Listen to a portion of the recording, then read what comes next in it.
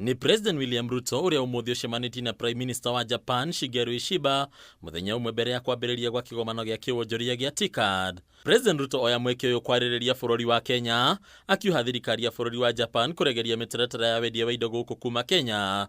Rĩu akiuga ũyũ nĩ ũndũ ũngĩhingũra thoko ya indo cia Kenya, indo cia mũgũnda makĩria macani na makorobia. Relationships between nations must serve the common good of their citizens. These ties are well cultivated through cultural exchanges, educational programs, sporting collaboration, and knowledge sharing. With over 93% of our energy being renewable and a thriving digital ecosystem, Kenya is Africa's hub for sustainable tech-enabled growth, from fintech to business process outsourcing. Ni ihoya rĩa mũkĩrĩtwo nĩ bũrũri wa Japan ũkĩranĩra kũigua ihoya rĩa Kenya nĩguo kũgĩa na ũigananu gatagatĩ ka indo iria ciendanagĩrio nĩ mabũrũri maya merĩ.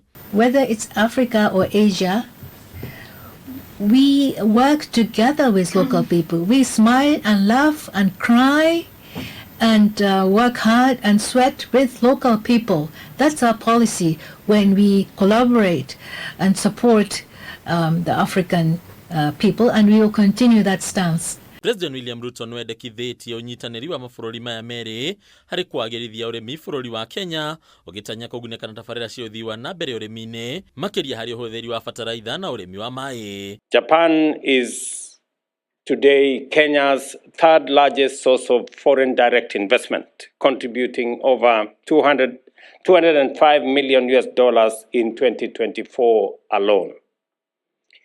This investment is feasible in transformative projects such as the Mombasa Port, the Olkaria geothermal plant, and the automotive assembly infrastructure in Kenya. We are now a nation of delivery, boldly positioning ourselves as Africa's anchor economy for trade, investment, and innovation. Oho Ruto NIAHOETE AIGITHIA kuma bũrũri wa Japan gwĩtĩkĩra kũigithia bũrũri-inĩ wa Kenya kwĩtũkĩra kũrehe iganda ciao gũkũ bũrũri-inĩ ũndũ ũrĩa ũngĩteithĩrĩria hanene harĩ gũtura mĩeke ya mawĩra. I urge the private sector in Yokohama to seize the boundless opportunities in Kenya.